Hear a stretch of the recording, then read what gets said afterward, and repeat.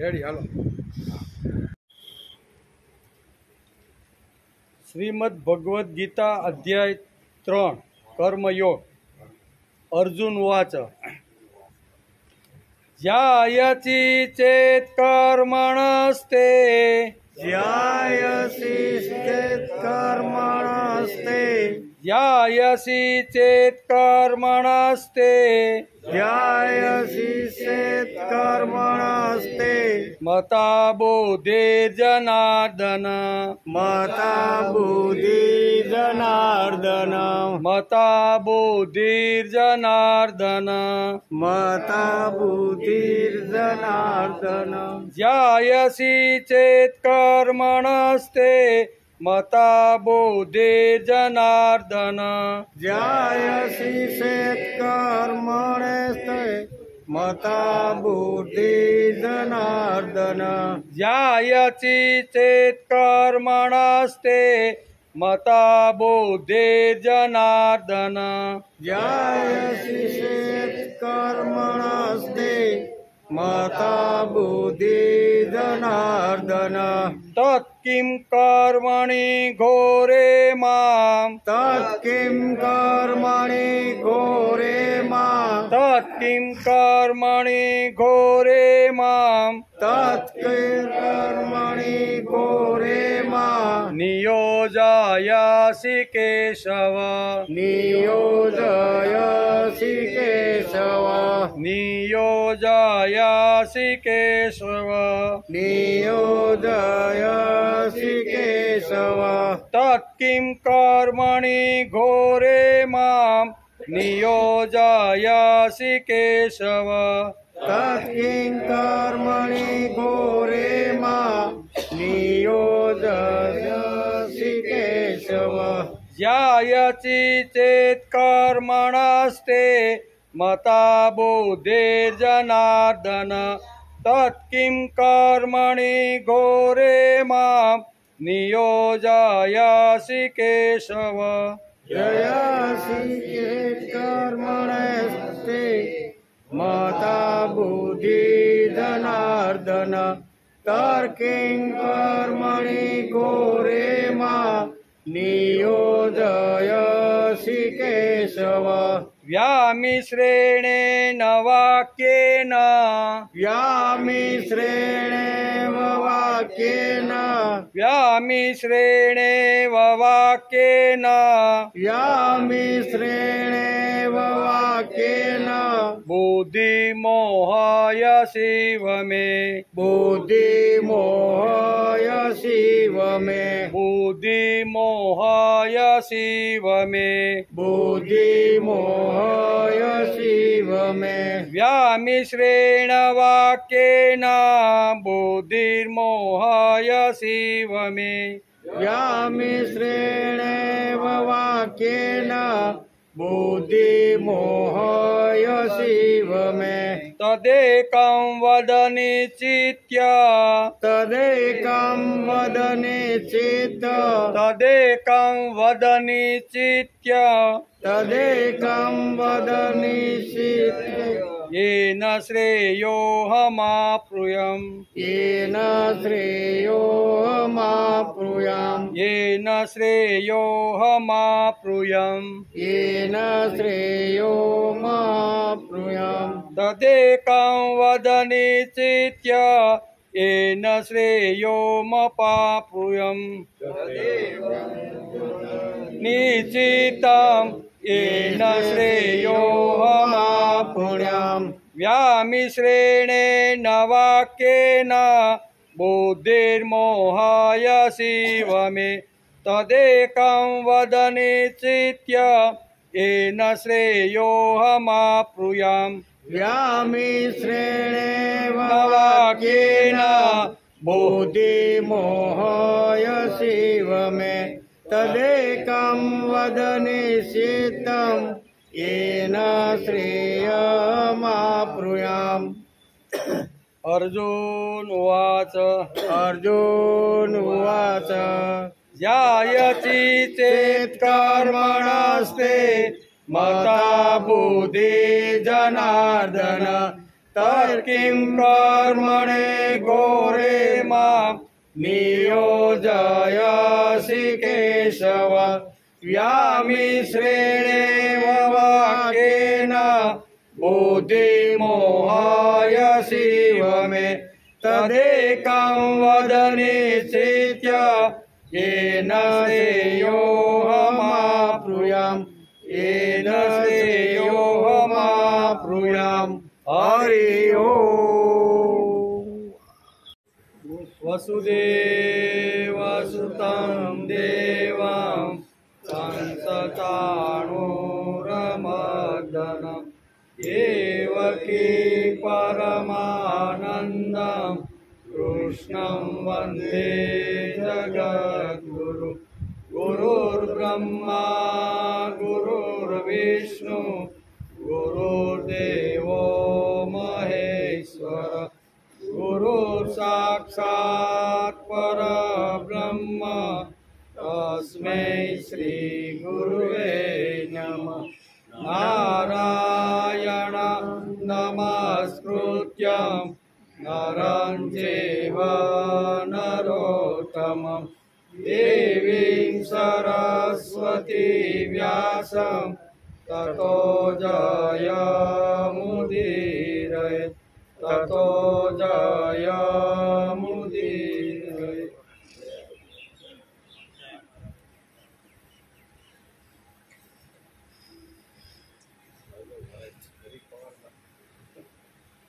ज्यायति चेत् कर्मणस्ते मता बुद्धिर्जनार्दन तत्किं कर्मणि घोरे मां नियोजयसि केशव व्यामिश्रेणेन वाक्येन बुद्धिमोहाय शिव मे तदेकं वद निश्चित्य येन श्रेयोऽहमाप्नुयाम्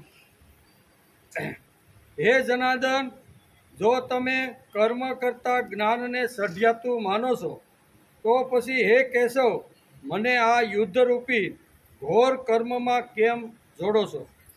તમે મિશ્ર એવા વાક્યો કહીને મારી બુદ્ધિને મોહિત કરી રહ્યા.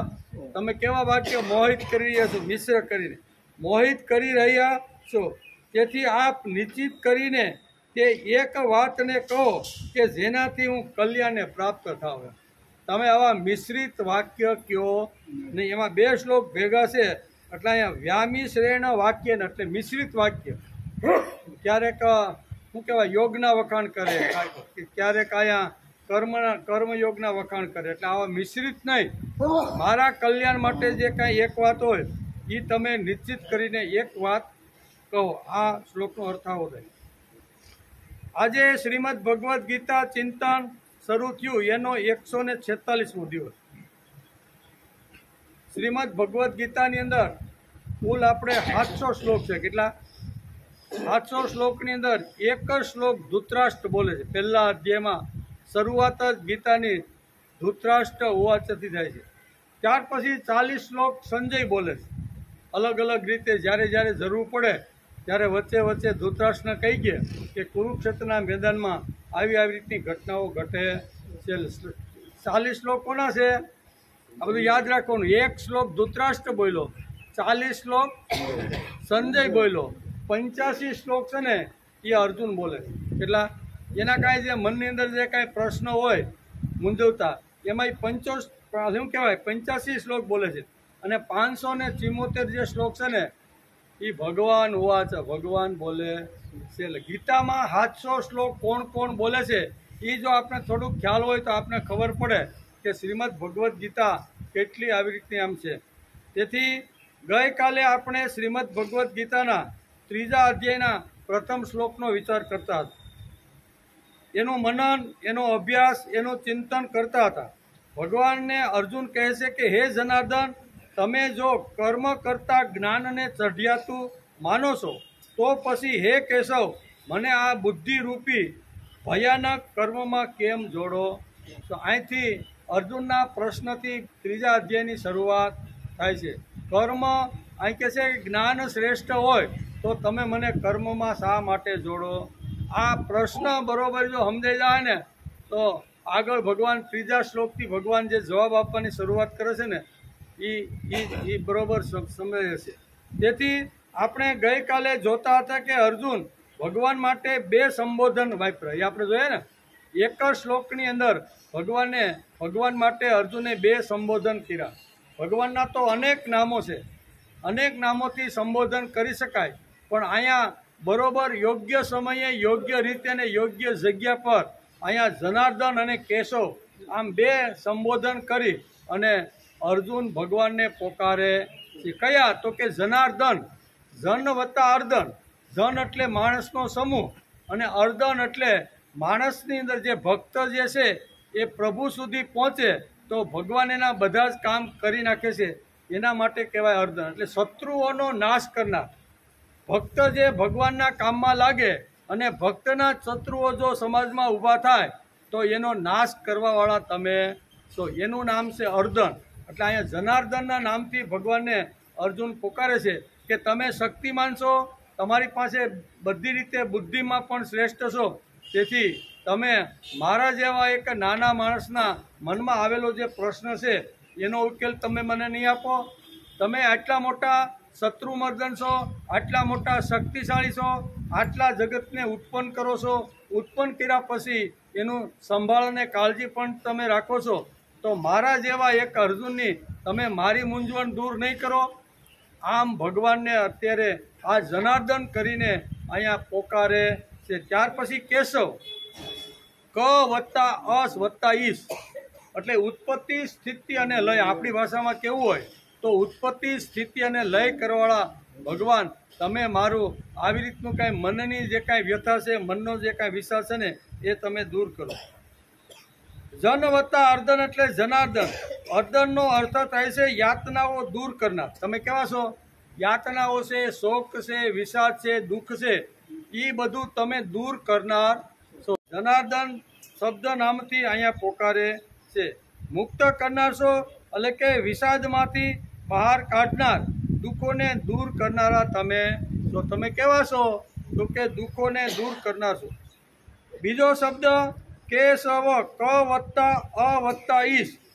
બ્રહ્મા, વિષ્ણુ અને મહેશ આ 3 શક્તિ તમારી અંદર આવેલી છે, એટલે તમે આવી રીતના છો. એટલે કે 3 શક્તિ તમારી અંદર પડેલી છે, તેથી તમે કેશવ છો. અર્જુનને ખૂબ જ વિચાર કરીને ભગવાન માટે જનાર્દન અને કેશવ શબ્દ વાપરેલો. અર્જુને ખૂબ જ વિચાર કર્યો કે અત્યારે મારે ભગવાનને કયા સંબોધનથી યાદ કરવા જોઈએ, કારણ કે અર્જુન અત્યારે વિષાદમાં છે, દુઃખમાં છે, અને દુઃખમાં જે વ્યક્તિ હોય એને કેવી રીતે વિષાદમાંથી બહાર કાઢવો એ અહીંયા અર્જુન વિચાર કરે છે કે ભગવાનની પાસે જ આ તાકાત, આ શક્તિના બળ છે. તેથી યોગ્ય સમયે, યોગ્ય જગ્યાએ અને યોગ્ય વિચાર કરીને અર્જુન ભગવાન માટે એક જ શ્લોકની અંદર જનાર્દન અને કેશવ આ 2 શબ્દો આપણે ગઈકાલે સમજવાનો પ્રયત્ન કર્યો. શ્રી કૃષ્ણનું તત્વજ્ઞાન એ માનવજાતને મળેલી અપ્રિતમ ભેટ છે. કેવી? શ્રીમદ ભગવદ્ ગીતા એ માનવજાતને મળેલી અપ્રિતમ ભેટ છે. શ્રીમદ ભગવદ્ ગીતા એ શ્રી કૃષ્ણ તરફથી જગતને મળેલો અમૂલ્ય ઉપહાર એટલે આવો ગ્રંથ છે. કેવો જબરજસ્ત ગ્રંથ કે જેની અંદર દુનિયાની પ્રત્યેક માનવ માત્રની જે સમસ્યાઓ છે ને એ જો સમજી અને વિચારીને જો વાંચે ને તો દરેક સમસ્યાનો ઉકેલ શ્રીમદ ભગવદ્ ગીતામાં આપેલો છે.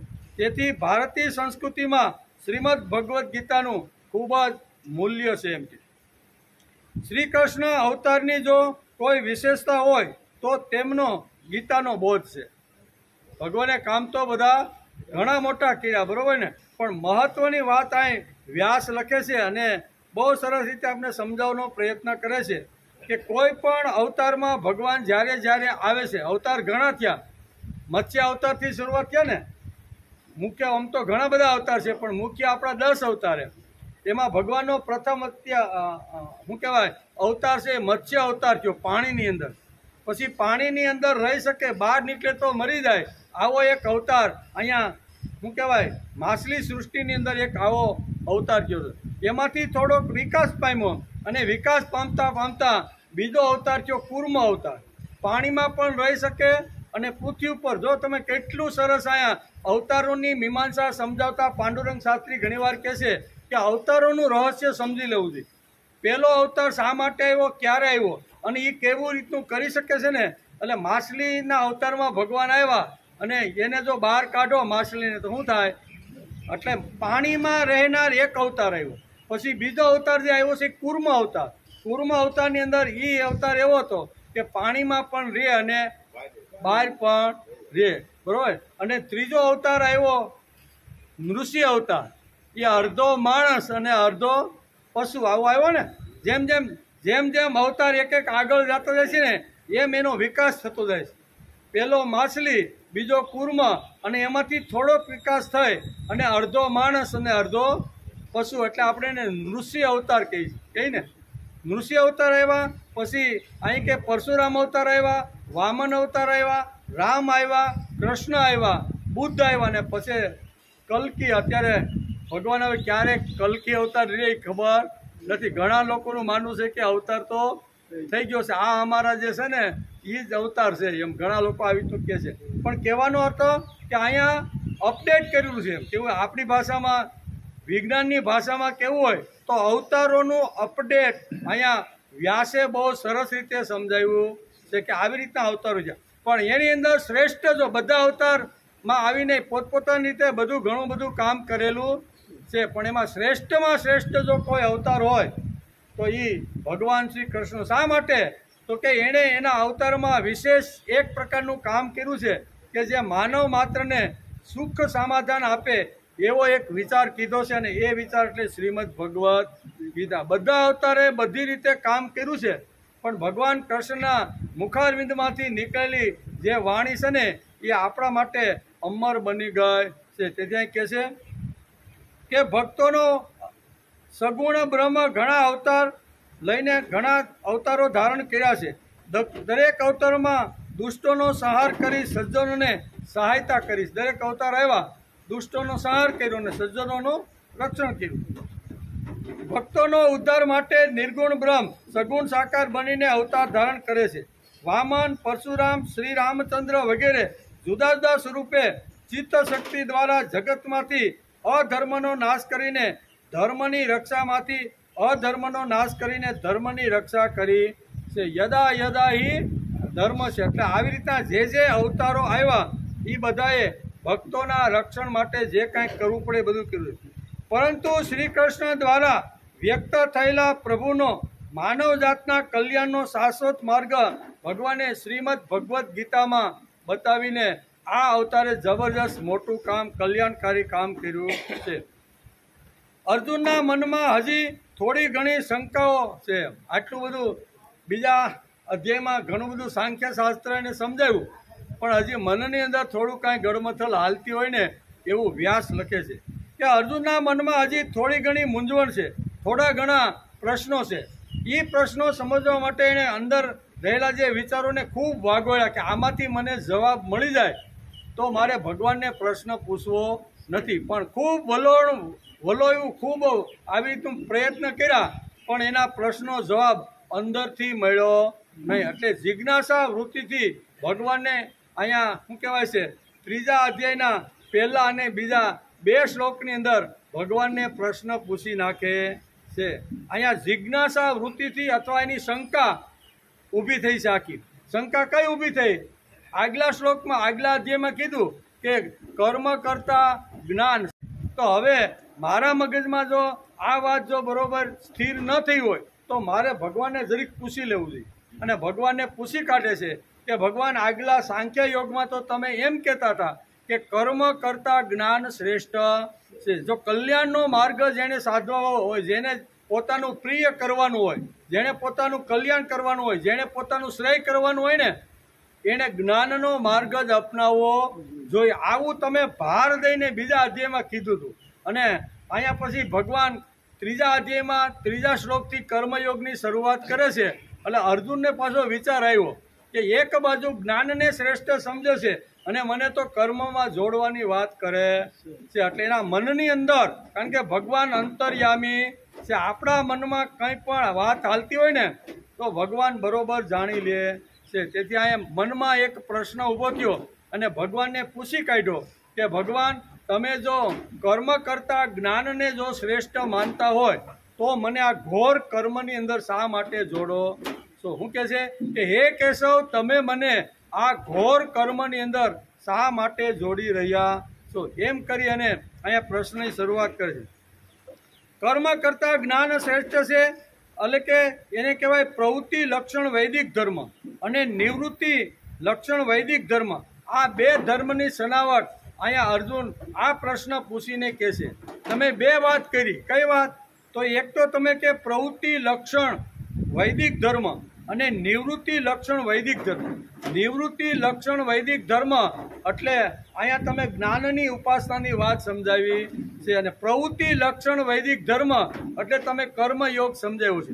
આ બે વાતો સમજાવીને તમે મારી બુદ્ધિની અંદર એક ગડબડ ઊભી કરી દીધી છે કે હવે મારે નિવૃત્તિ લક્ષણ વૈદિક ધર્મ અપનાવો કે પ્રવૃત્તિ લક્ષણ વૈદિક ધર્મ મારે અપનાવો, આ મારા મગજમાં બેસતું નથી. તેથી વ્યામિશ્રેણ વાક્યન, બીજા શ્લોકમાં ભગવાનને પૂછી લીધું કે આવા મિશ્રિત વાક્યવાળી તમારી જે વાણી છે ને, એ તમારી વાણી મારા જીવનમાં મોહ ઉત્પન્ન કરી દે છે. તેથી મારો મોહ દૂર થાય તેમાંથી બેમાંથી એક વાત નિશ્ચિત કરીને કહો કે કર્મયોગ શ્રેષ્ઠ છે કે જ્ઞાન યોગ શ્રેષ્ઠ છે. આ બે શ્લોકની અંદર અહીંયા અર્જુનનો આવી રીતનો પ્રશ્ન છે અને એને આપણે લગભગ 3 દિવસથી સમજવાનો પ્રયત્ન કરીએ છીએ. અર્જુને અહીંયા એક કર્મ માટે ઘોર શબ્દ વાપર્યો છે. કેવું? તત્કિમ કર્મણી ઘોરેમાં. ઘોર, આવા ઘોર કર્મમાં તમે મને શા માટે જોડો છો?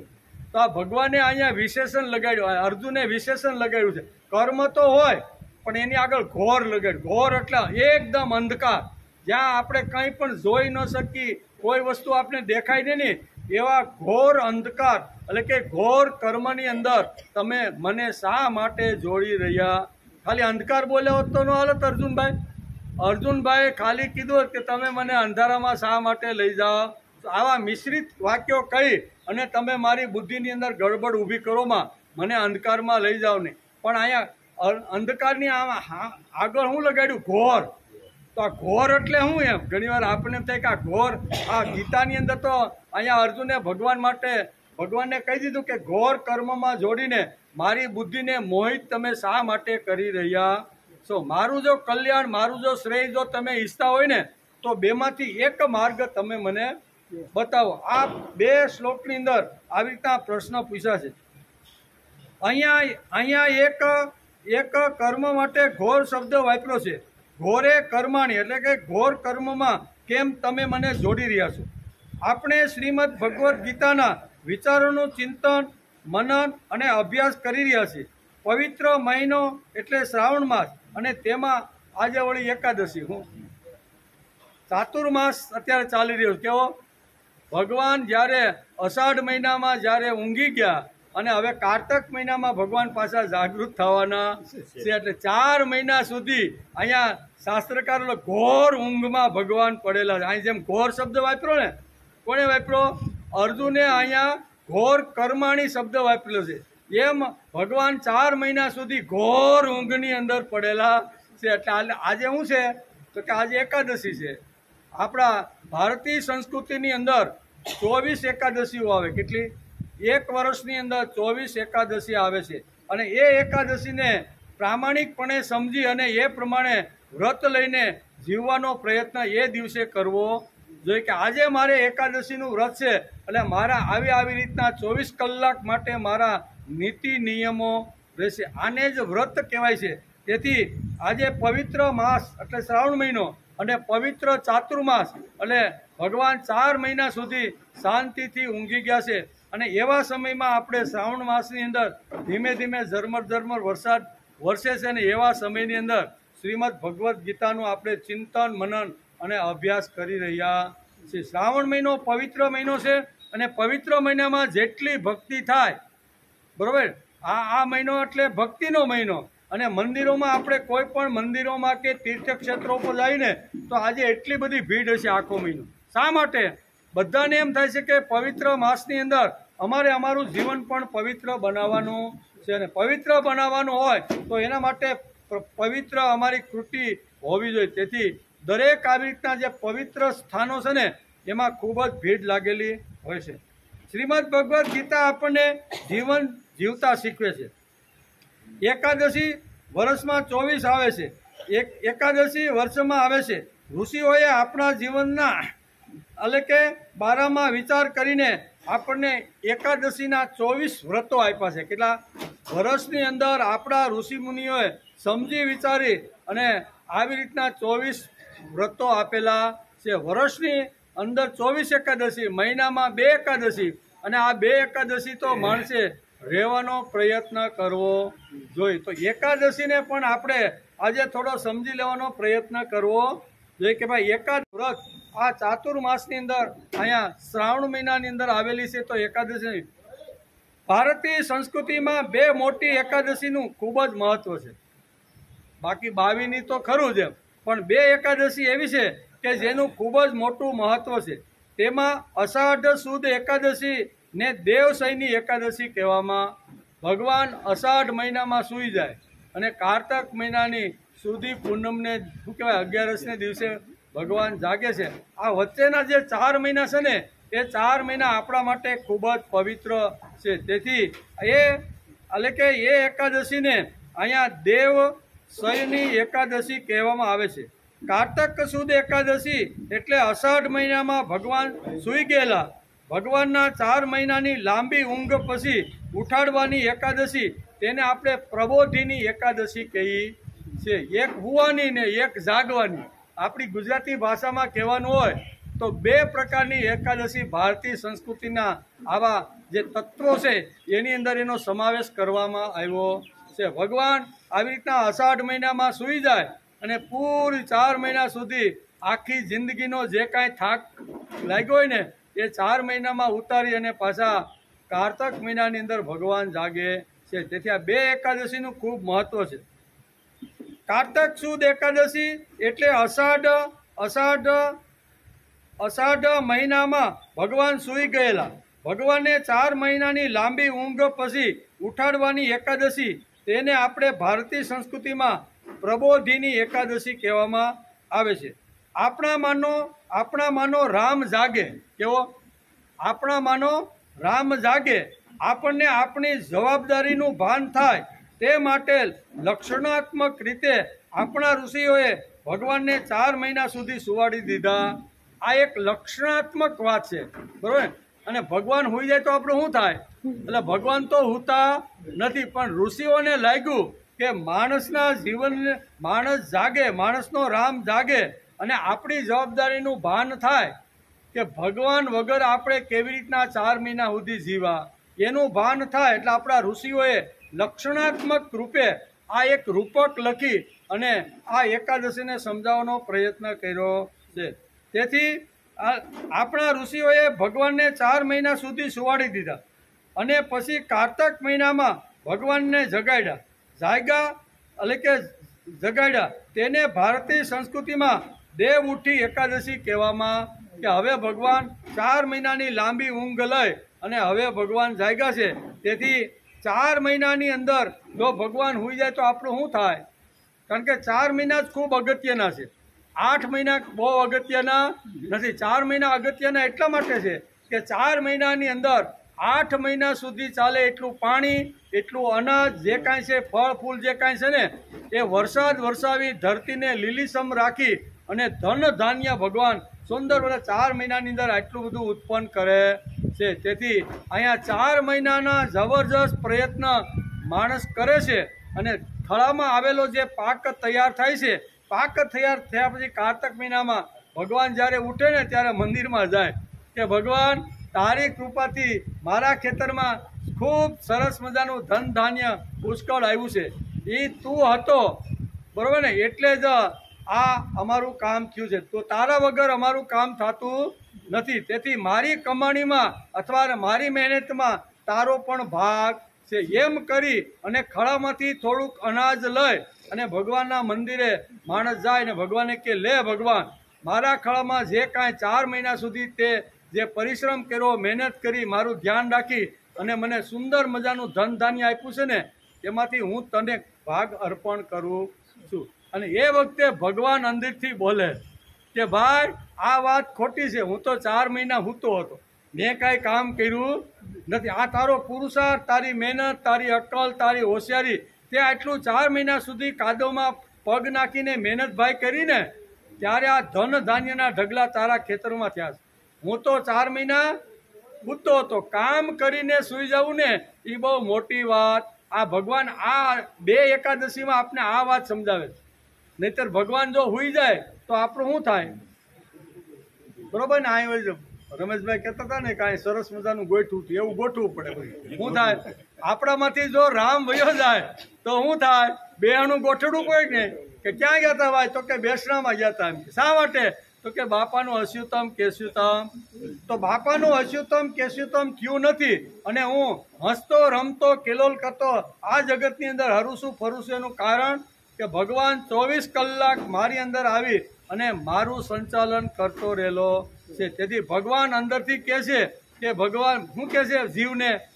જીવ જ્યારે આ બધું ધન ધાન્ય લઈને જાય ને કે ભગવાન તારી કૃપાથી અમે ખૂબ સુખી થયા છીએ, તે ખૂબ વરસાદ પડ્યો, ધન ધાન્ય ખૂબ સારું થયું અને હવે આ તું થોડુંક આમાંથી, એમ કરીને 2 અનાજની મુઠ્ઠી ભગવાનના ચરણમાં ધરે ત્યારે ભગવાન કહે છે કે ભાઈ આમાં હું તો તો મારો કાંઈ પુરુષાર્થ નથી, પ્રયત્ન નથી, મેં કાંઈ પરસેવો પાડ્યો, મહેનત તારી છે, અક્કલ તારી છે, આંતરખેડ તે કરી, ખાતર તે નાખ્યું, બિયારણની અંદર જે કાંઈ કરવાનું હતું પટ આપીને વાવણ, એ બધી તારી મહેનત છે ભાઈ, બરોબર. પણ હકીકતે આ બધું કરીએ અને ભગવાન જો અનુકૂળ ન હોય તો શું થાય? મરી ગયા બાપા, કાંઈ થયું બોલી કે નહીં? બધું આપણે કરી, બધું બિયારણથી શરૂઆત કરી અને લણણી સુધી બધા કામ કરીએ અને ભગવાન જો અનુકૂળ ન હોય તો શું કહેવાય? સોફાલ ને પસેડી ખખેડીને ઘેર આવવું પડે ને. ચાલો 4 મહિના મહેનત કરી પણ કાંઈ આવ્યું. પણ આવ્યું એનું કારણ અહીં જીવ ભગવાનને કહે છે આવ્યું એનું કારણ ભગવાન તું છો.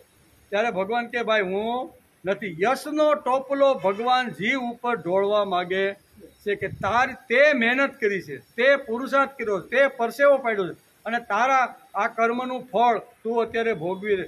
ત્યારે જીવ કે ના ના ભગવાન, હું મહેનત કરું, પરસેવો પાડું અને તારી કૃપા ન હોય ને તો હું કાંઈ લઈ આવું ને. આમ જીવ અને શિવનો સંવાદ ભગવાનના મંદિરમાં કારતક મહિનાની એકાદશીએ થાય.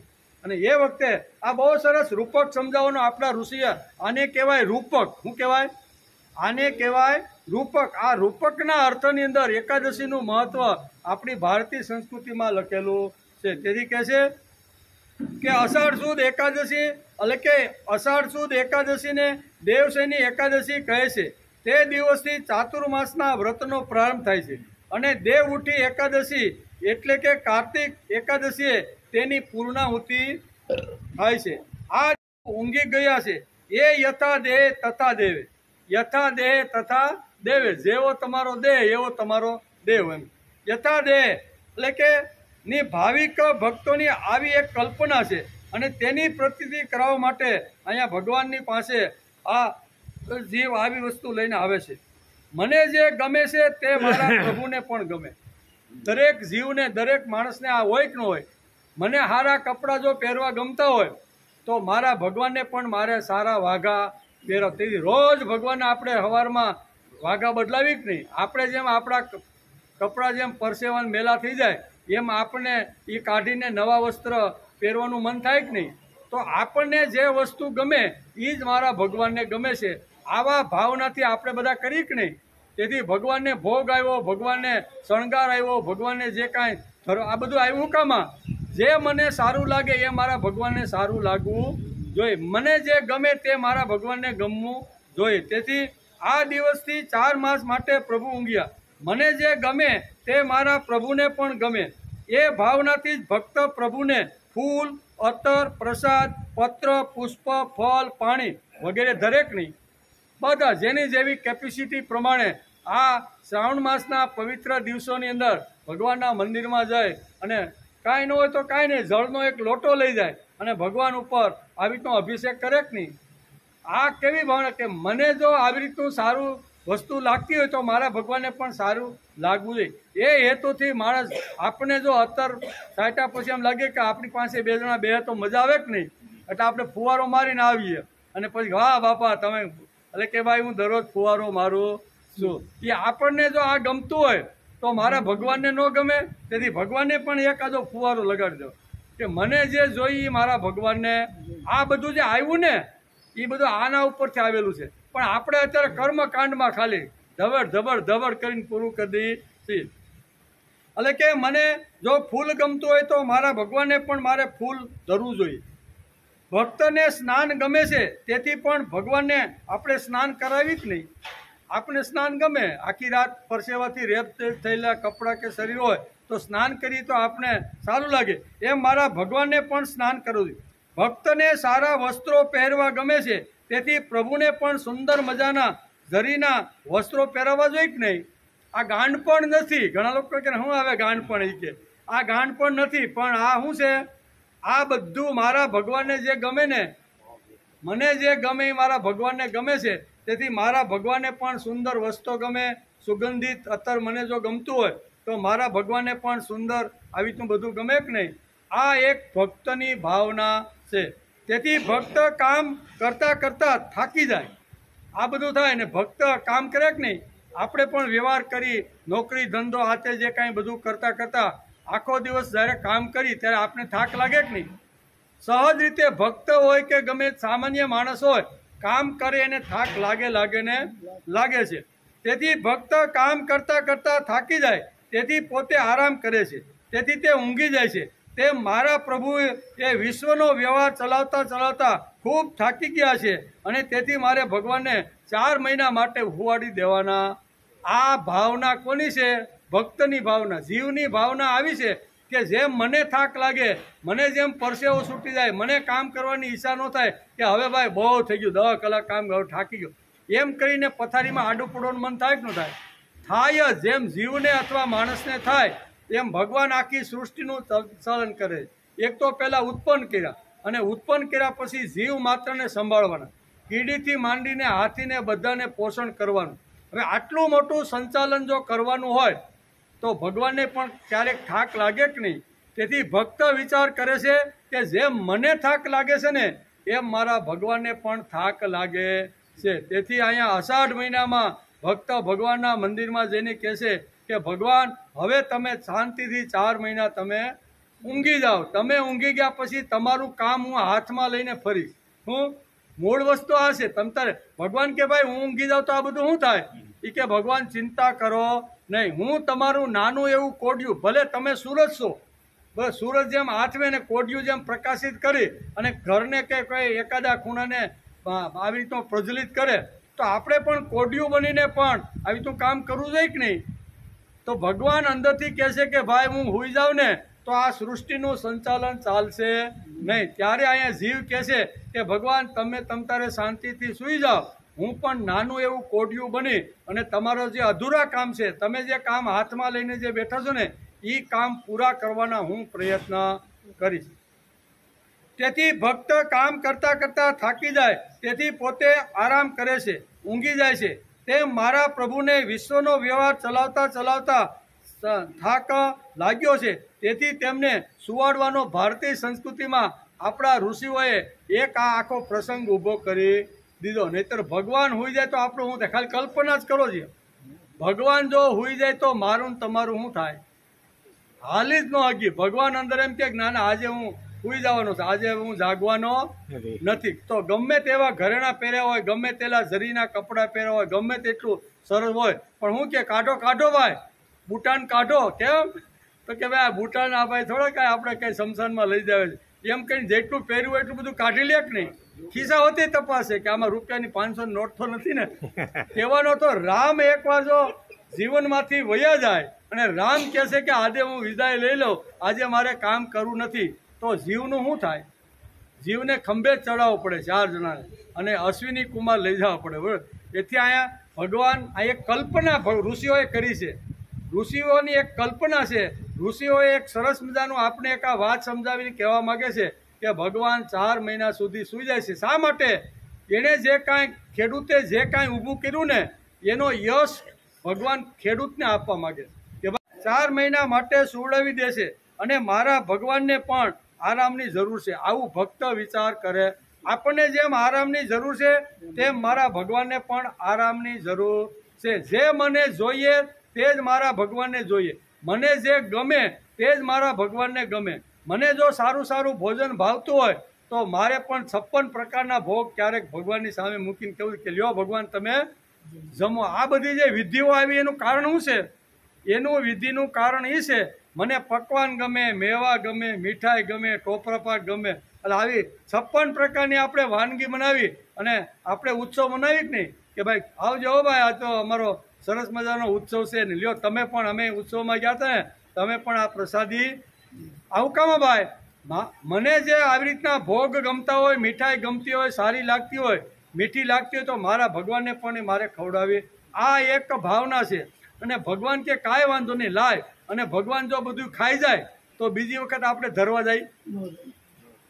ભગવાન જો આપણે કાંઈ વસ્તુ લઈને જાય અને પછી ભગવાન કે કાંઈ વાંધો નહીં મારો ભક્ત મને ધરવા આવ્યો છે ને તો તો 1 દિવસ 2 દિવસ પછી બંધ થઈ જાય કે નહીં કે ભાઈ હવે આટલું તો માવા મીઠાઈ તો બધું ઘરમાં કેટલું, હવે અમે એટલી કેપેસિટી નથી કે દરરોજ તને ખવડાવી, તું ખાઈ તો જાસ અને પછી કાંઈ ખવડાવે.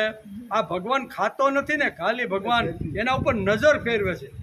કેટલો મારા ભક્તનો મારા ઉપર ભાવ છે ને એ નજરથી આખે 52-56 ભોગ ઉપર નજર ફેર. તેથી એ આપણા માટે પ્રસાદ બની જાય છે. તેથી અહીં કહે છે તેથી ભક્ત ભગવાનને પણ અષાઢ મહિનામાં 4 મહિના માટે સુવડાવી દે છે. મારા ભગવાનને પણ આરામની જરૂર છે. ચાતુર્માસમાં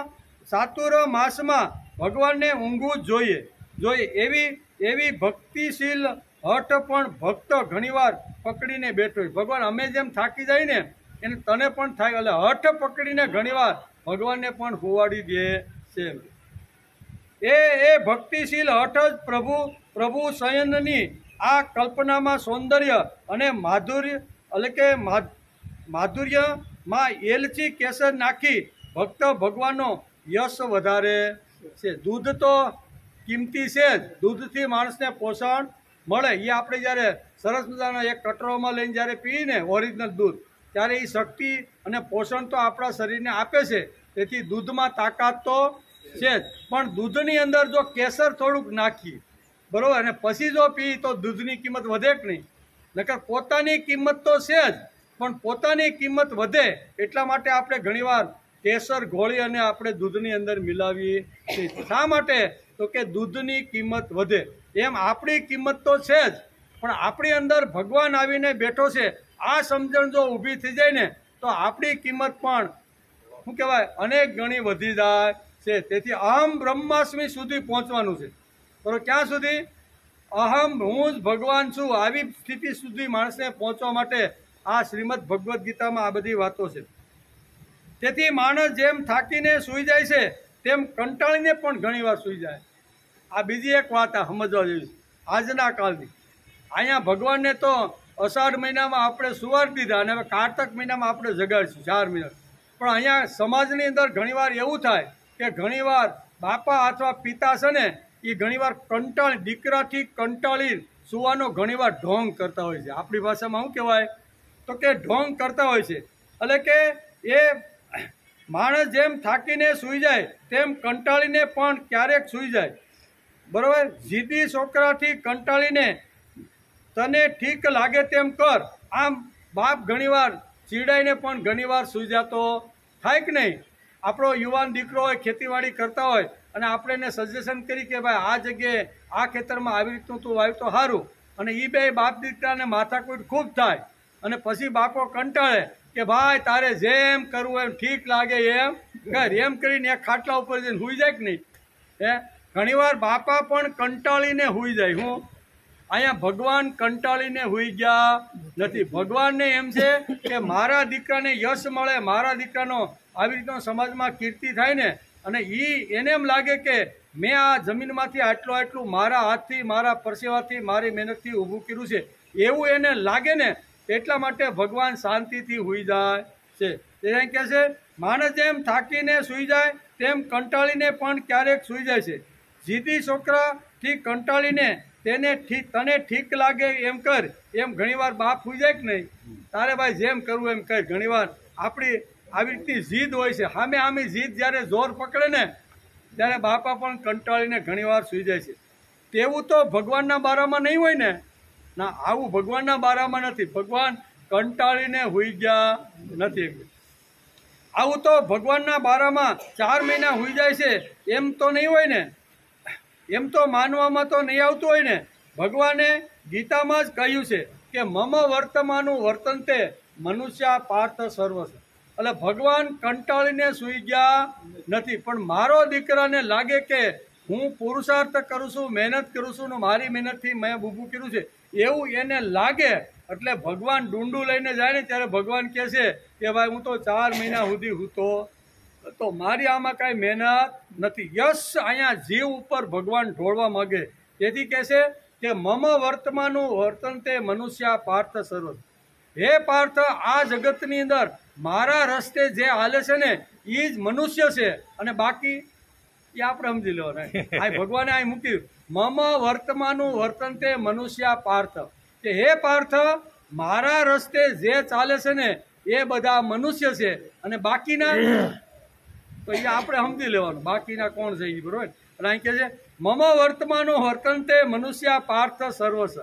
આવો બહુ સરસ ગીતાની કે જે મારા માર્ગનું અનુસરણ એને જ મનુષ્ય કહેવામાં આવે છે. કે મારા માર્ગનું જે અનુસરણ કરે, મેં જે ગીતામાં જે કીધું છે એ પ્રમાણે એનો વ્યવહાર, એનું જીવન, ચાલવું, હાલવું, બોલવું, ખાવું, પીવું, જે કાંઈ છે ને મેં જે કીધું છે એ માર્ગ ઉપર ચાલવાનો જે પ્રયત્ન કરે છે ને એને મનુષ્ય કહેવામાં આવે છે. તેથી ચાતુર્માસને એકાદશીનો દિવસ, અને એને આજે આપણે સમજવાનો પ્રયત્ન કર્યો કે આટલી મોટી તાકાત, આટલી મોટી સમજણ આપણા ભારતીય સંસ્કૃતિના આ ઉત્સવોની અંદર બધી છે. બરાબર ને? પાણીનો ટાઈમ છે. શ્રીમદ ભગવદ્ ગીતા અધ્યાય 3 શ્લોક નંબર 1. આજે એકાદશી છે એટલે થોડોક એકાદશીનો પણ આજે આપણે વિચાર કર્યો. પવિત્રમાં પવિત્ર આપણા જે ઉત્સવો અને જે આ બધા સંકેતો જે શાસ્ત્રમાં જે લખ્યા છે ને એ ખૂબ જ સમજવા જેવા છે. તેથી આપણે એકાદશીનું મહત્ત્વ સમજવાનો પ્રયત્ન કર્યો. ભગવાન શું કહેવાય, અષાઢ મહિનામાં સૂઈ જાય અને કારતક મહિનામાં ભગવાન જાગે, તો 4 મહિનાની આની લાંબી ઊંઘ લઈ અને ભગવાન જાગે ત્યારે જીવ ભગવાન પાસે કહે છે ભગવાન તમારી કૃપાથી અમને ખૂબ ધન ધાન્ય મળેલું છે. ત્યારે ભગવાન પ્રત્યુત્તર આપે છે, મહેનત તારી, પરસેવો તારો, અક્કલ તારી, આંતરખેડ તે કર્યું, બિયારણ તું લાવ્યો, ખાતર તે નાખ્યું, આ બધા તારા પરિશ્રમના પરિણામ છે.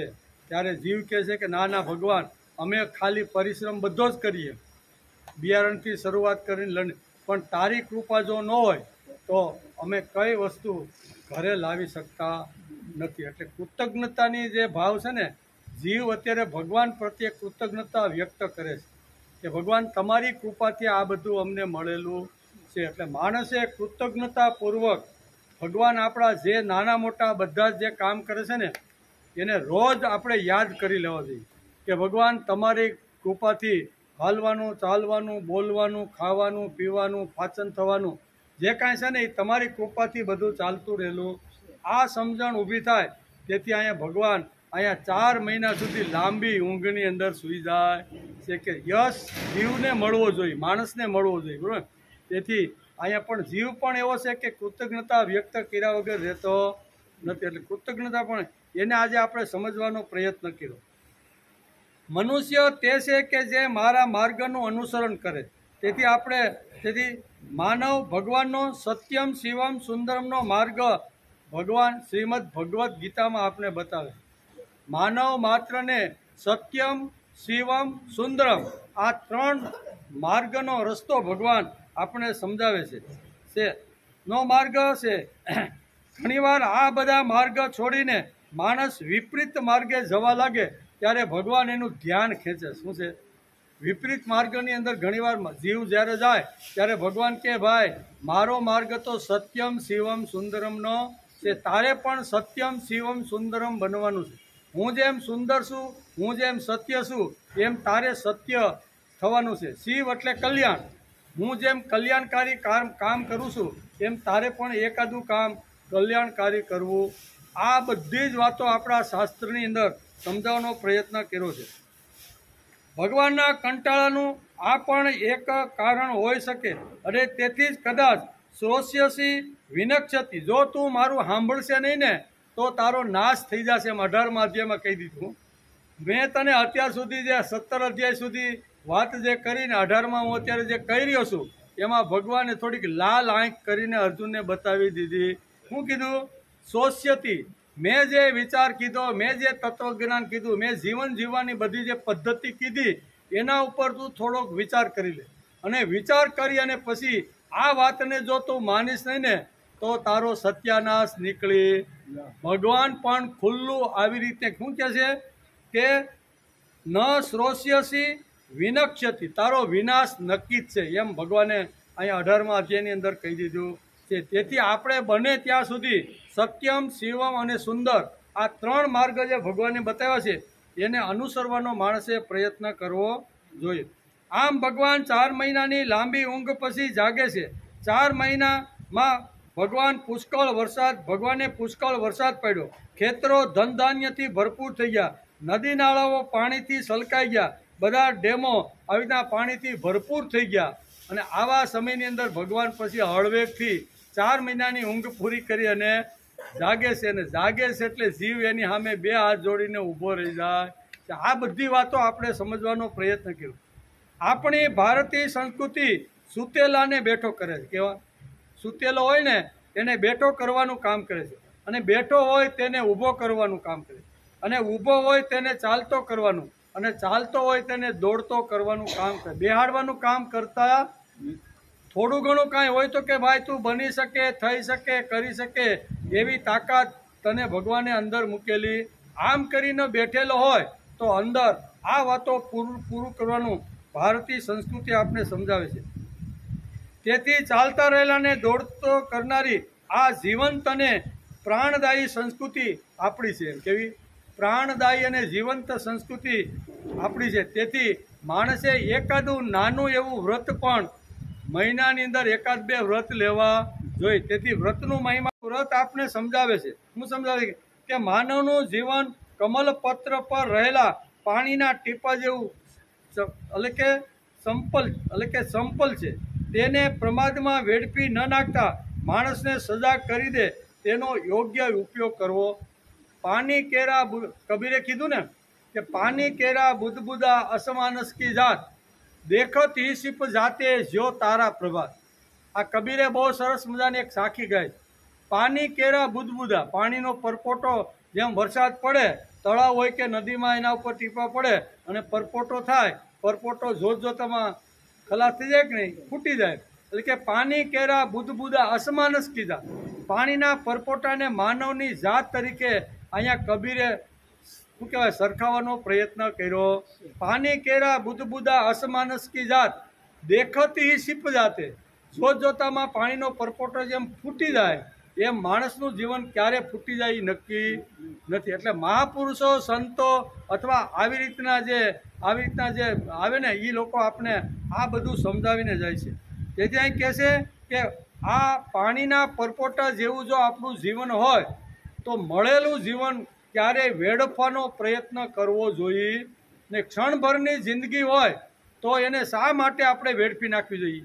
બોલીએ બધા ખરા કે પાણીના પરપોટા જેવું આપણું જીવન છે, આથમતા સૂર્ય જેવું આપણું જીવન છે. આથમે ક્યારેય કાંઈ નક્કી નથી, ફટનારાનો એટલે કાંઈ પાની કેરા બુદબુદા અસમાનસ કીજા દેખતી સિપ જાતે જો તારા પ્રભાત.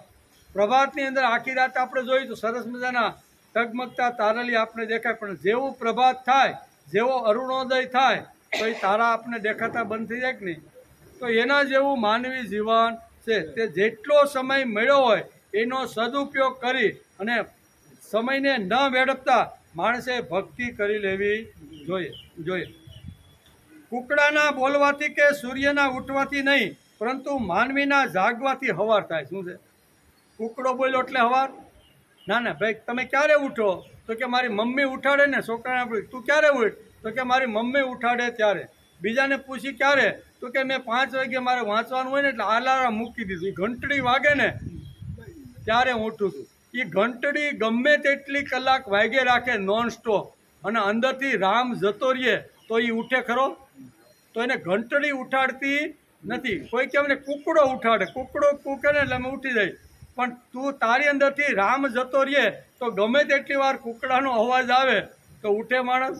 માણસ ઉઠતો તો ઉઠાડે કોણ? તો કે અંદર રહેલું ચૈતન્ય તત્વ 24 કલાક મારી સાથે રહેશે, તેથી જ સવારે હું ઉઠું છું. નહીતર ગમે તેટલા કુકડા બોલે, ગમે તેટલી માં હલાવે, અથવા ગમે તેટલી ઘંટડી મૂકેલી હોય 5 વાગ્યાની, એ અવાજ પૂરો થાય, બીજી વાર વાગે, ત્રીજી વાર વાગે, ગમે એટલી વાર વાગે, પણ માણસ ઉઠતો નથી. તેથી ટૂંકમાં કારતક સુદ એકાદશી જે આવે છે તેને આપણા શાસ્ત્રકારોએ પ્રબોધિની એકાદશી એવું નામ આપવામાં આવ્યું છે. એકાદશી એટલે જીવનની ઘોર સુસુપ્ત રાત્રિમાંથી જાગવાનો સમય. એકાદશી આપણે આ દેવ ઉઠી એકાદશી આપણે આ સૂચન કરે છે કે ઘોર રાત્રિમાં કદાચ જો સૂતા હોય, આ ઘોર કર્મની વાત જેમ કરીને અર્જુને શું કીધું? કર્મ તો ખરું કે પણ ભગવાન તમે મને ઘોર કર્મમાં નાખતા હોય ને એવું લાગે છે. કારણ કે તમે જ કીધું કર્મ કરતા જ્ઞાન શ્રેષ્ઠ છે, પણ છતાંય તમે મને કર્મ કરાવી અને ઘોર કર્મની અંદર તમે મને જોડો છો. અહીંયા ઘોર રાત્રિમાંથી માણસ જ્યારે ઉઠે ત્યારે માણસે નિશ્ચિત કરી લેવો જોઈએ. એકાદશી એટલે જીવનની ઘોર સુસુપ્ત રાત્રિમાંથી જાગવાનો દિવસ, આળસને ખંખેરવાનો દિવસ અને પ્રમાદને પડતો મૂકવાનો દિવસ. એટલે આ બંને એકાદશી, એક જાગવાની અને એક જાગવાની આવે ને એકાદશી, એટલે કારતક મહિનામાં ભગવાનને ઉઠાડી એટલે એને પ્રબોધિની એકાદશી કહી છે. અને અહીંયા જ્યારે અષાઢ મહિનામાં જ્યારે એકાદશી આવી છે ત્યારે એને આપણે દેવશયની એકાદશી કહી. આ બંને એકાદશીનું ભારતીય સંસ્કૃતિમાં ખૂબ જ મહત્વ છે. ભગવાને જે વિચારો કહ્યા તેનું તાત્પર્ય નિષ્કર્ષ અર્જુને કાઢ્યા કે કર્મ કરતા જ્ઞાન શ્રેષ્ઠ છે. પહેલા અધ્યાયમાં જે ભગવાને વાત કરી એનો અર્જુને બરોબર નિષ્કર્ષ કાઢી લીધો કે ભગવાન શું મને કહેવા માગે છે. એ નિષ્કર્ષ કાઢ્યા પછી એના મનની અંદર એનો જવાબ એને મળતો નથી, અને એટલે ભગવાનને પ્રશ્ન પૂછી લે છે. અર્જુનને મૂંઝવણ થઈ, જવાબ ન મળતા ભગવાનને પ્રશ્ન પૂછ્યો છે. મૂંઝવણ પછી સ્વગત પ્રયત્ન આમાં નિષ્ફળ જાય છે અને પછી પ્રશ્ન પૂછે. પોતે તો પોતાની જાતથી જવાબ મળી જાય એવો અર્જુને પ્રયત્ન કર્યો કે મારા પ્રશ્નનો જવાબ જો મને પોતાને મળી જાય, ભગવાને જે કાંઈ સાંખ્ય શાસ્ત્રની વાત કરી છે, તો મારે ભગવાનને પ્રશ્ન પૂછવાનો નહીં. પણ અંદર રહેલા વિચારો એકદમ ઘોળાવા લાગ્યા, પ્રશ્ન ઉપર પ્રશ્ન ઊભા થવા લાગ્યા અને પછી એને ક્યાંય જવાબ મળ્યો નહીં. ત્યારે અહીં શ્રીમદ ભગવદ્ ગીતાના 3જા અધ્યાયની અંદર અહીંયા પ્રથમ શ્લોકની અંદર અને બીજા શ્લોકની અંદર ભગવાનને 2 શ્લોકમાં પ્રશ્ન પૂછી કાઢે છે. તત્કિમ કર્મણી ઘોરેમાં, કે હે ભગવાન તમે મને ઘોર કર્મમાં શા માટે જોડી રહ્યા છો? આ શ્લોકમાં અર્જુન શબ્દ વાપરે છે ઘોર કર્મ. અર્જુન ઘોર એટલે કે વિશેષણ, કર્મની આગળ અહીં વિશેષણ લગાડેલું છે. આ વિશેષણ આ શ્લોકમાં કેમ આવ્યું હોય? આપણે પણ ઘોર શબ્દ અંધારા માટે વાપરીએ છીએ. કેવું અંધારું છે? તો આપણે કેમ ભાઈ ઘોર અંધારું છે, ત્યાં તમે એમને જાતા નહીં કે હાથમાં બેટરી કે ફાનસ લઈને તમે કોઈઢમાં જાજો. આપણે કહીને આપણે આપણી જ વાત કરીને આપણે કોઈઢમાં જાય, ઘણીવાર બળદ પાસે જવાનું હોય અને બળદો તો કોઈઢમાં બાંધ્યા હોય, રાતનો સમય હોય, બરાબર, તો આપણે કહીને ભાઈ ત્યાં તો બહુ ઘોર અંધારું છે, જાઓ તો બેટરી ફાનસ કે કાંઈક લઈને તમે જાજો. અહીંયા ગીતામાં અર્જુન કર્મને માટે ઘોર શબ્દ વાપરે. સામાન્ય રીતે આપણે મનુષ્ય ઘોર કોના માટે? અંધારું જ્યાં બહુ પુષ્કળ હોય એના માટે ઘોર અંધારું છે એવું વાપરી છે. અહીં ભગવાનના એટલે કે ભગવાનને અર્જુન કર્મને માટે ઘોર અંધકાર શબ્દ વાપરીને કહે છે. વાળું ઘોર એટલે દુઃખોથી ભરેલું અને ઘોર એટલે ભયાવહ. આ ત્રણ શબ્દો અહીં ગીતાકાર અહીં સમજાવવાનો પ્રયત્ન કરે. ઘોર એટલે કેવું તો કે ઘોર એટલે એકદમ ભયાવહ. જંગલની અંદર જતા હોય, રાતનો સમય હોય, બરોબર ને, તો ઘોર અંધારું હોય તો ખૂબ જ ધ્યાન રાખવું પડે ને. પગમાં કાંટો વાગતો નથી, આજુબાજુની ઝાડીમાંથી રસ્તો કરીને જવાનું હોય, હિંસક પ્રાણીઓ હોય, અજાણ્યો રસ્તો છે, માથેથી કદાચ કાંટાવાળા ઝાડ આપણી પાઘડીને ઊંચી તો ને, આવું ઘણું બધું ઘોર અંધારાની અંદર જતા રહેલા માણસને ઘણું બધું આવો ભય પણ લાગે. હિંસક પ્રાણીનો ભય લાગે કે નહીં, તો આ ભયાવહ છે. બીજું અહીં કીધું છે કે દુઃખોથી ભરેલું છે. અને ત્રીજી વાત કીધી છે કે અનર્થો વાળું છે. અનર્થો અનેક છે, દુઃખો પણ અનેક છે અને ભય પણ અનેક છે. તેથી અર્જુન આ શ્લોકમાં વિશેષણ વાપરીને ઘોર તત્કિમ કર્મણી ઘોર આવો ઘોર શબ્દ વાપરે છે. આ ત્રણ વાતો જેના સમાવિષ્ટમાં થાય છે તેને ઘોર કહેવામાં આવે છે. અમાસની રાતનું અંધારું હોય, જંગલમાં જઈએ તો કેટલા અનર્થો હોય, કાંટા વાગતા હોય, બરોબર, ઝાડી ઘાટી હોય, હિંસક પ્રાણી હોય અને ઘણીવાર આપણને ખાઈ તો નહીં જાય ને, આવા ડરથી આપણે ઘણીવાર ઘોર અંધારાની અંદર ઘણીવાર આપણે ફરતા હોઈએ છીએ. તેથી આપણે ક્યારેક કર્મને ઘોર કહ્યું નથી, પણ અર્જુને અત્યારે કર્મને ઘોર કર્મ અહીં કીધું છે આ શ્લોકમાં. તત્કિમ કર્મણી ઘોરેમાં ઘોર શબ્દ વાપરેલો છે.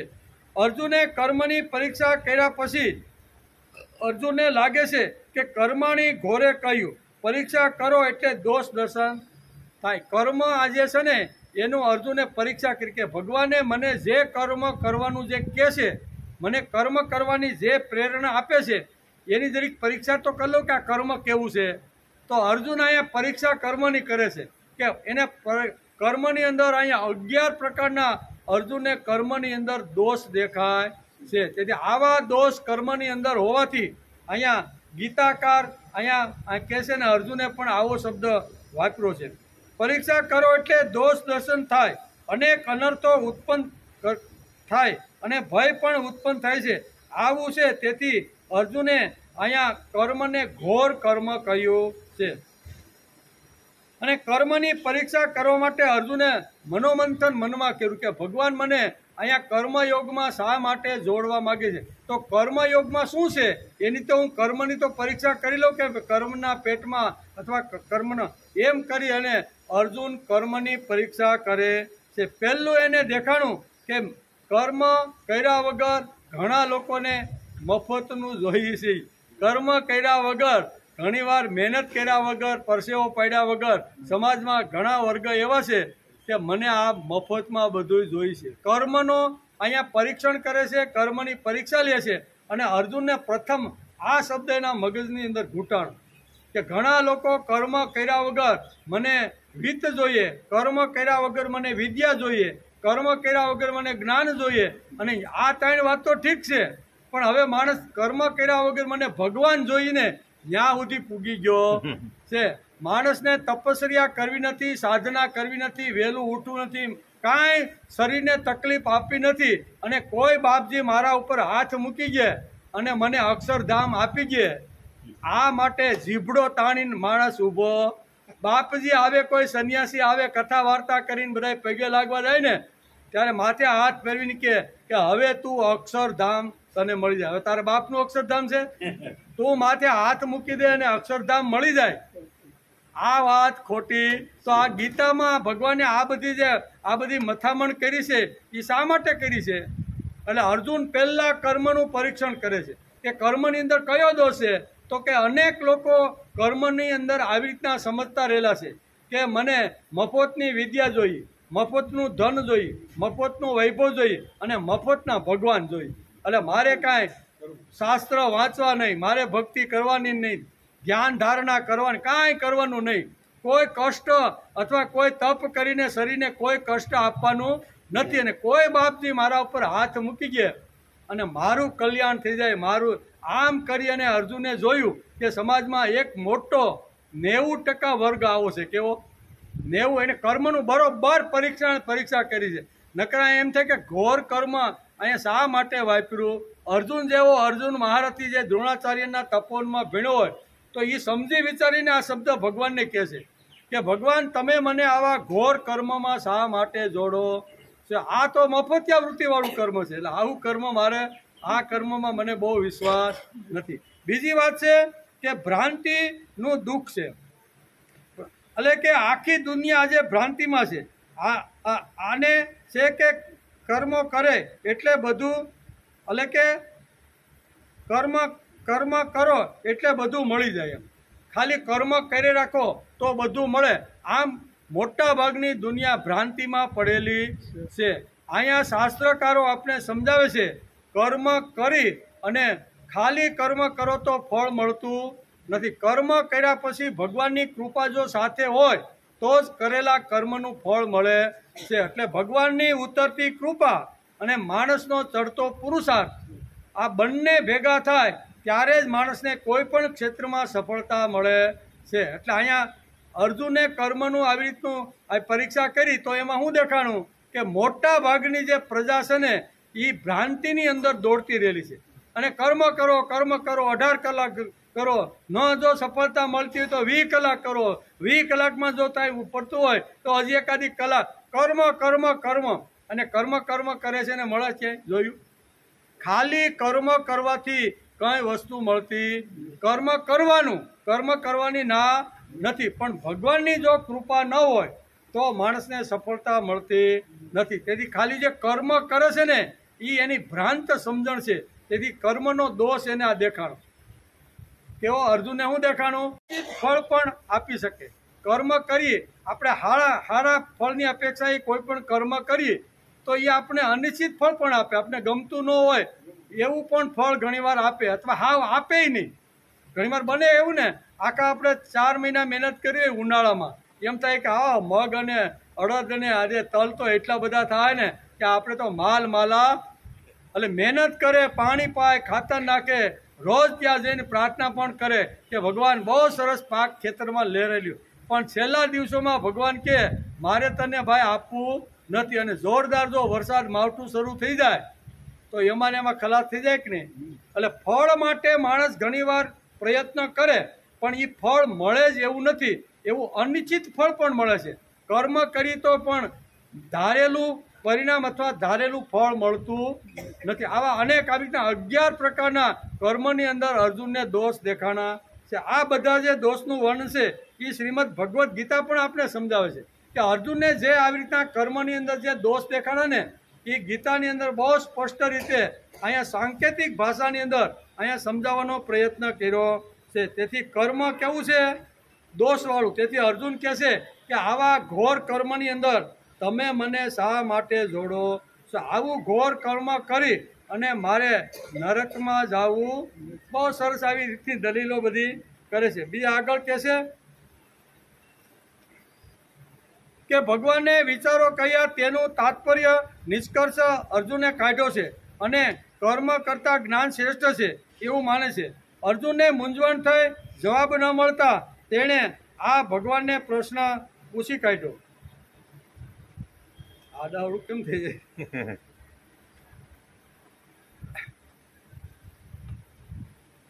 ઘણીવાર આપણને એમ થાય કે અમે જે કર્મ કરીને અમને સારું ફળ મળવું જોઈએ તો આપણે બધા ફરી સમાજમાં ઘણીવાર મોતિયા ઉતારવા માટે એક ખૂબ જ જાણીતી અને બહુ સારી હોસ્પિટલ હોય એટલે આપણે ઘણા કે ફલાણી હોસ્પિટલમાં તમે રાજકોટ પહોંચી જાઓ, તમારી આંખને કાંઈ થાય એટલે ઘણીવાર આપણે જઈ અને આપણે મોતિયાનું ઓપરેશન કરાવી. આપણે તો સારા હેતુથી કે ભાઈ આપણે સૂઝતા થઈ જાય, આપણે કોઈનો ચશ્માનો આધાર લેવો પડે, પણ ઘણીવાર ઓપરેશન ફેલ થઈ જાય કે નહીં? આંખો ઘણીવાર આપણે સમાજમાં જોઈ છે કે આંખના ઓપરેશન કરવાવાળા બધા સારા ફળની ઈચ્છાએ જ બધું કરતા હોય છે, પણ અનિશ્ચિત ફળ પ્રાપ્ત થાય કે ન થાય?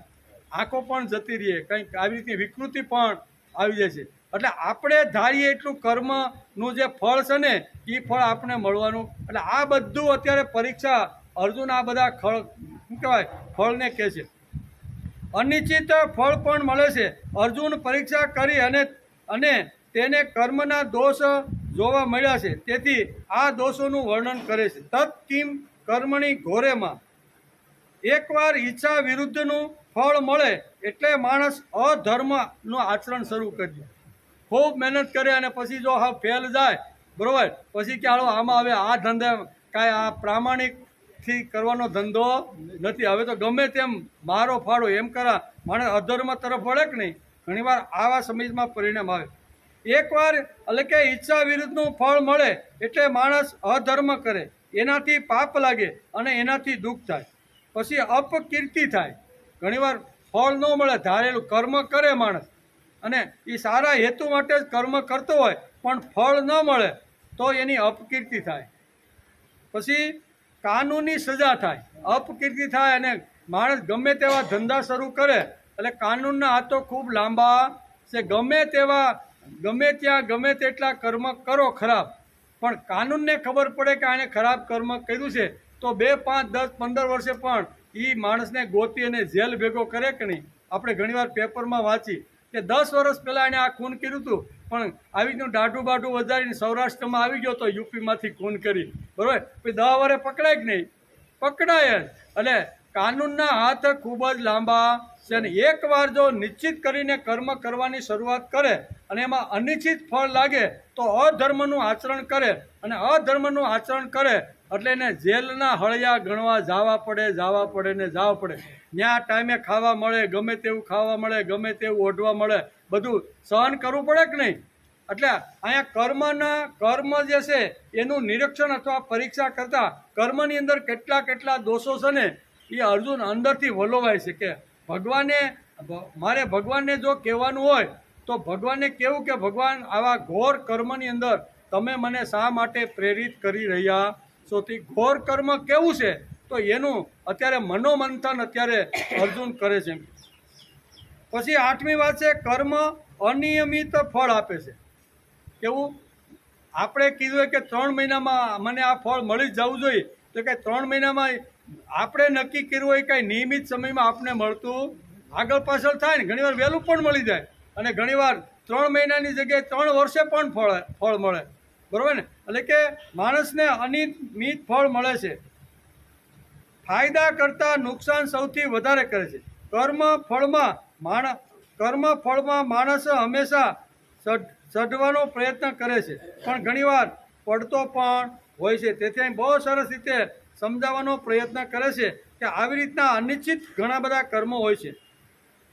તેથી કર્મના ફળમાં હંમેશા ચઢવા કરતાં ઘણીવાર પડવાનો પણ સંભવ છે. દોષ દર્શનથી કર્મ છોડવાનું નથી પણ કર્મને ઘોર કર્મ છે એ માણસને ખબર પડવી જોઈએ તો જ એ ઘોર કર્મથી માણસ થોડોક દૂર રહે એમ છે. તેથી અર્જુને કર્મની પરીક્ષા કરી તેમાં કર્મના કેટલાક દોષો અર્જુનને જોવા મળ્યા. તેથી જ અર્જુન ભગવાનને કહેશે કે ભગવાન તમે મને આવા ઘોર કર્મની અંદર શા માટે પ્રેરી રહ્યા છો. આ શ્લોકમાંથી આપણને 2 વાતો સમજવાની મળી. પહેલા શ્લોકમાંથી 2 વાતો આપણે સમજવાનો પ્રયત્ન કર્યો. પહેલો ભગવાનનો મત અને બીજું ઘોર કર્મ. ભગવાન તમારો મત એવો છે કે કર્મ કરતાં તમે જ્ઞાનને શ્રેષ્ઠ ગણો છો, આ તમારો મત છે. કોણ કહે છે? અર્જુન ભગવાનને કહે છે કે કર્મ કરતાં જ્ઞાન શ્રેષ્ઠ છે, આ તમારો મત છે. અને પછી હળવેકથી ભગવાન કહે છે, અર્જુન કહે છે કે તમે આવા ઘોર કર્મની અંદર મને શા માટે જોડી રહ્યા છો. અંધારું દુઃખોથી ભય, ઘોર અંધારું શબ્દ વપરાય છે. ભય સ્થાન ઊભા કરનારા છે. કેવા અંધારું છે એ ભય સ્થાન ઊભું કરે ને. અંદર વીસી કુસી આપણે ઘોર અંધારામાં જતા હોય, આપણી પાસે કાંઈ બેટરી ન હોય તો ઘણીવાર આપણે મૂંઝવણ થાય, પ્રશ્ન થાય અથવા એમ થાય કે આવી રીતના કાંઈ નાના મોટા પ્રાણીઓ કે આવા વીસી કુસી તો આપણે કરડશે. અંધારામાં ઘણીવાર આવી રીતનો દુઃખનો પણ સામનો કરવો પડે છે. તેવી રીતે ઘોર કર્મમાં પણ આવી બાબતો છુપાયેલી છે. એકવાર કર્મમાં દોષ દેખાય તો જ માણસ કર્મયોગનો અધિકારી બની શકે. એકવાર કર્મની અંદર જો દોષ દેખાય તો જ માણસ કર્મયોગનો અધિકારી બની શકે. ભગવાને અહીંયા અર્જુનને કર્મનો અધિકારી બનાવો, કર્મયોગનો અધિકારી બનાવવાનો છે ને. તેથી પહેલાં સાંખ્ય સમજાવ્યું અને સાંખ્ય સમજાવ્યા પછી ભગવાન અત્યારે એને કર્મયોગનો ઉપદેશ આપે છે. જ્ઞાન થયા વગર જો માણસ કર્મ કરે તો કર્મ ઘણીવાર છૂટી જવાનો સંભવ છે. મનમાં આવ્યું, કોઈએ આગ્રહ કર્યો અને સારું કામ કરવા લાગ્યા, આપણે જ્ઞાનનો અહીંયા સહારો લીધો નથી, પણ આવી એવી જ રીતે કોઈએ ભાવમાંથી કીધું ને ભાવમાંથી કરવા લાગ્યા, પણ હું શા માટે કરું છું એ જો ખબર ન હોય ને બીજો આવીને કહે કે ભાઈ હવે આમાં કાંઈ નથી, અમે 3 વર્ષથી કરતા હતા, તું ખોટો નીકળી જાય કે નહીં, એ એમાંથી આઉટ થઈ જાય કે નહીં. પણ જ્ઞાન હોય તો કે ભાઈ હું જે કાંઈ કરું છું એ મારી ભક્તિ છે, હું કાંઈ કરું છું કોઈને ઉપદેશ આપવા માટે કરતો નથી, હું જે કાંઈ કર્મ કરું છું ને એ મારા માટે, મારા કલ્યાણ માટે, મારું શ્રેય થાય એના માટે હું આ કર્મ કરું. આ જો જ્ઞાન હોય તો છોડાવવાવાળો ગમે તેટલા પ્રયત્ન કરે પણ હું મારી ભક્તિ કરું છું. આ જો સમજણ પાકી હોય તો માણસનો કર્મયોગ છૂટતો નથી. તેથી ભગવાને બહુ સરસ રીતે પાણી પહેલાં પાળ બાંધવાનો પ્રયત્ન કર્યો છે કે આને કર્મયોગ સમજાવું ને તો એની પહેલાં મારે ઠાંસી એનું જ્ઞાન ભરી દેવું જોઈએ. એકવાર જ્ઞાન અને સમજણથી કોઈ પણ કૃતિ માણસ જો શરૂ કરે ને તો જિંદગી પર્યંત એ માણસ છોડી શકતો નથી, કારણ કે જ્ઞાનથી ઉપાડેલી વાત છે.